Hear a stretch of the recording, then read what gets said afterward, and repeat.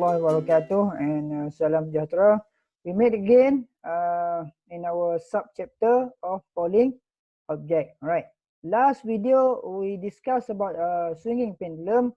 Okay, and for this video we discuss about Pauling object with the concept of conservation of energy.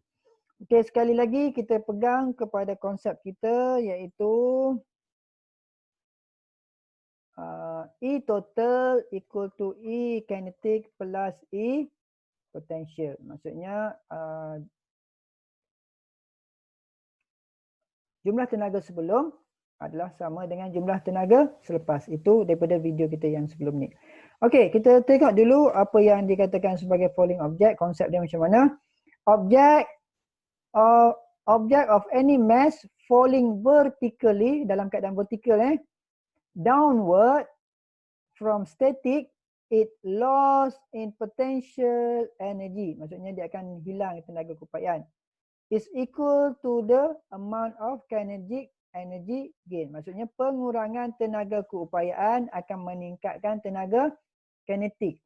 Dan kita menganggap bahawa tidak ada kehilangan haba dalam during the process. Maksudnya tidak ada kehilangan haba dalam proses yang kita jalankan ini. Okey, kita tengok konsep dia macam mana.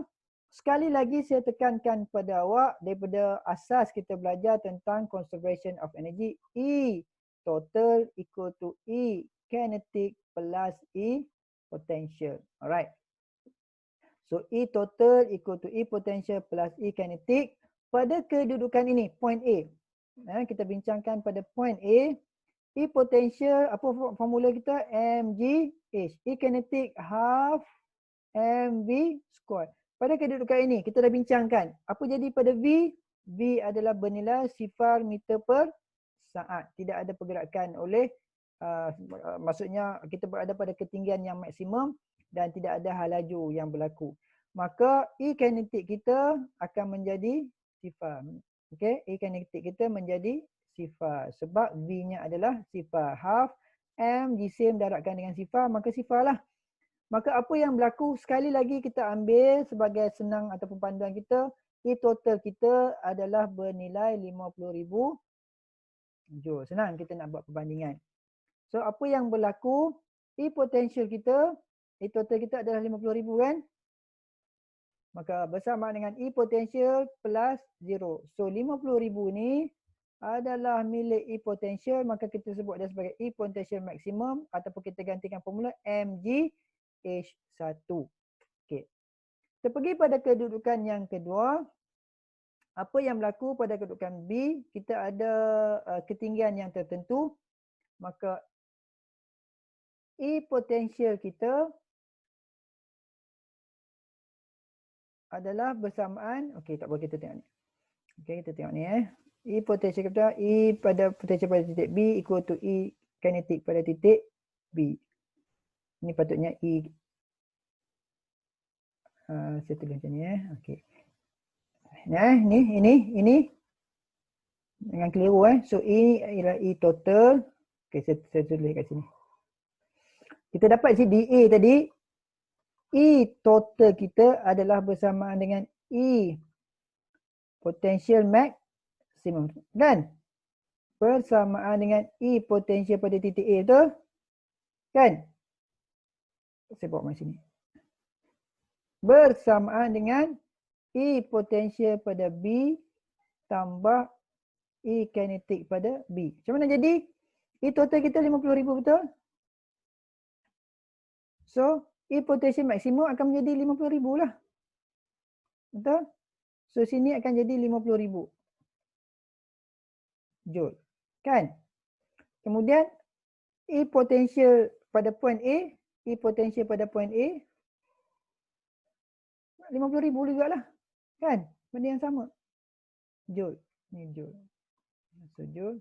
Dan bila kita pergi kepada point B, asal dia yang ini, yang keliru asalnya adalah E total, formulanya bersamaan dengan E potential pada point B plus E kinetic pada point B. Hasil tambah dua ini mesti sama 50,000. Dan E total kita berapa? E total kita juga adalah 50,000 joule. E total kita adakah sama dengan E potential maksimum? Samalah. Kan? 50,000 joule. Kan? Nampak perkaitan ni? Kan? Nampak? Okey. Ya. Dan seterusnya dia akan jatuh pergi kepada point C. Ya. Okey, saya delete ni. Pergi pada kedudukan C. Sekali lagi pada kedudukan C. Ya, sampai pada kedudukan C. Pada kedudukan C, apa yang berlaku? Formula yang sama, E total equal to E potential plus E kinetic. Apa yang jadi pada keadaan E potential? mg H. H kita sekarang jadi apa? Sifar meter. Maka nilai ini akan jadi sifar. Dan E kinetic kita adalah half mv kuasa 2 dengan mencapai nilai V yang maksimum. Okey. So bila kita gantikan, kita akan dapati E total kita. Berapa E total kita? Adalah 50,000 joule. Maka 50,000 joule menjadi kepunyaan E kinetic. Maka nilai E kinetic kita adalah maksimum. Kita sebut dia sebagai maksimum. Iaitu dia mengambil semua 50,000 joule. Itu bagi falling object. Tapi bila falling object dan dia rebound, dia melantun semula. If object is rebound to any high after being hitting the ground and left it maximum kinetic energy while moving up will be equal to energy at its maximum height. Ini dia kena jaga sikit konsep dia. Macam mana? Okey, tadi kita dah bincang kan pada titik A apa jadi? Okey, kita akan dapati bahawa E potential akan bernilai E maksimum kan? Kenapa? Sebab E totalnya adalah bersama E P maksimum kerana E kinetic kita akan menjadi sifar. Kan? Sifar sebab sifar joule sebab pada kedudukan ini nilai V-nya adalah sifar. Kemudian sampai titik B, maka E totalnya adalah hasil tambah E potential plus E kinetic. Kenapa jadi macam tu? Sebab E potential kita daripada formula E mgh kita ada H dia pada kedudukan tinggi yang tertentu dan kinetic pun kita ada nilai sebab half mv kuasa 2 m kita adalah ada nilai, maksudnya bola tu sedang jatuh.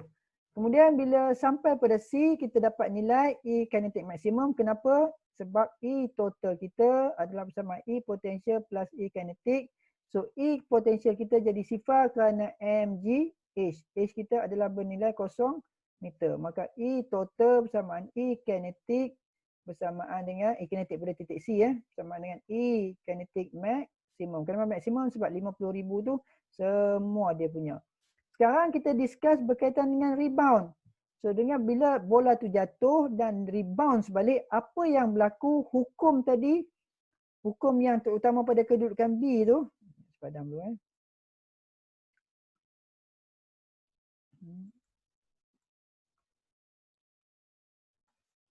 tak dulu. Okey. Clear. So apabila ini H1, apabila dia rebound kepada kedudukan H2, katalah kedudukan D. Okey, katalah kedudukan D. Apa yang berlaku? Secara teorinya menyatakan E potential pada kedudukan D adalah sama dengan nilai E kinetic. Ataupun kita kata sama dengan mgh pada titik 2. Ini situasi rebound. Jangan keliru Ini hukum ini terpakai untuk situasi rebound. Okey, kita pergi kepada seterusnya slide object with friction free. Maksudnya kita buat lap kan. Troli kita bergerak turun dalam rintangan yang kita anggap dia sebagai sifar. Juga sekali lagi, for an object that slide down in a friction free slope, potential energy, tenaga keupayaan equal to tenaga kinetic at the bottom. Maksudnya dia kata di sini, tenaga keupayaan di sini adalah sama dengan tenaga kinetik di sini. Ulang, tenaga keupayaan di sini sama dengan tenaga kinetik di sini. Kenapa jadi macam tu? Okey, kita ulang balik. Okey. Kita pakai hukum yang pertama pada point A Okey, pada point A. So, pada point A, kita tahu bahawa secara teori kita tahu E total equal to E potential plus E kinetic. So, point A, E total at point A, so ini point A. So, pada point A dia mencapai nilai H maksimum, ketinggian yang berada pada maksimum. Dan troli ni belum bergerak, maka bila troli belum bergerak, kita ada formula half mv square. V kita berapa? V kita adalah sifar meter per saat. Maka dia akan jadi sifar lah. So, tinggallah E potential. Maka E total kita ambil lagi nilai sebagai rujukan. Kita katalah 50,000 joule adalah bersamaan dengan E potential maksimum. Kan? Maksudnya, sini pun 50,000 joule adalah bersamaan dengan E potential pada point A. Pada point A, ia mewakili E potential maksimum dengan formula mgh1. Kan? Okay, kita pergi kepada kedudukan yang kedua pada point B. Pada point B, apa yang berlaku? Kita ada H2 dan kita ada nilai V. Kenapa? Sebab troli itu dah ada halaju bergerak. Maka, apa yang berlaku? E total kita tetap 50,000 joule. E potential plus E kinetic tetap akan jadi dua ni bila kita tambah akan jadi 50,000 joule. Okay. So, E total equal to E potential plus E kinetic. Dan saya sebut sini, sama tak dengan E potential maximum? Adakah sama dengan EPA? Sama kan? Sebab di EPA adalah 50,000 joule ataupun saya sebut tadi EP maksimum adalah juga 50,000 joule. Kan? Nah, kalau tak jelas patah balik tengok pada slide yang sebelum ni. Okey. Kemudian kita pergi pada titik C. So pada titik C apa yang berlaku? Dia dah sampai ke bottom betul. H kita adalah H3. H3 ni bersamaan dengan sifar meter. Okey, E potential equal to E kinetic. Kenapa jadi sifar? Sebab mgh. H kita adalah 0 meter. Maka dia jadi sifar. Maka tinggallah E kinetic pada point C. Apa formula dia? Adalah half mv square. So V kita akan mencapai V maksimum. Kan? Okay, sebab dia dah berada hampir pada bottom di bawah. Maka tinggallah E kinetic pada point C. Jadi kita tinggal macam ni. Bersamaan dengan E total bersamaan dengan 50,000 joule. Kan? Kemudian kita kata E kinetic ni, semua kepunyaan 50,000 joule ni adalah kepunyaan kinetik lah. So E kinetic, kita sebut dia E kinetic maksimum. Maka nilainya equal to half mv square. Kan? Bila half mv, ialah formulanya kan, E kinetic equal to half mv square. Sama tak kalau saya tulis E total adalah bersamaan dengan E potential maksimum. Sama tak dengan E potential pada titik A. Sama tak dengan E kinetic maksimum. Sama tak dengan E kinetic pada titik C. Sama tak dengan 50,000 joule. Sama kan? Jadi sebab tu kalau kita tengok pernyataan awal tadi dia kata for an object that slide down a friction free slope, potential energy equal its kinetic energy at the bottom. Maksudnya dia nak sebut di sini potential energy pada point A adalah sama dengan E kinetic maximum at point C. Okay. Okay, itu berkaitan dengan slope object with friction free. Okay. So awak boleh rujuk pada buku Engineering Science untuk melihat contoh-contoh penyelesaian pada 4.10 dan 4.11. Okay, kita discuss practice question 1 pada slide yang akan datang. Okay, itu sahaja. Kita jumpa lagi pada slide akan datang. Terima kasih.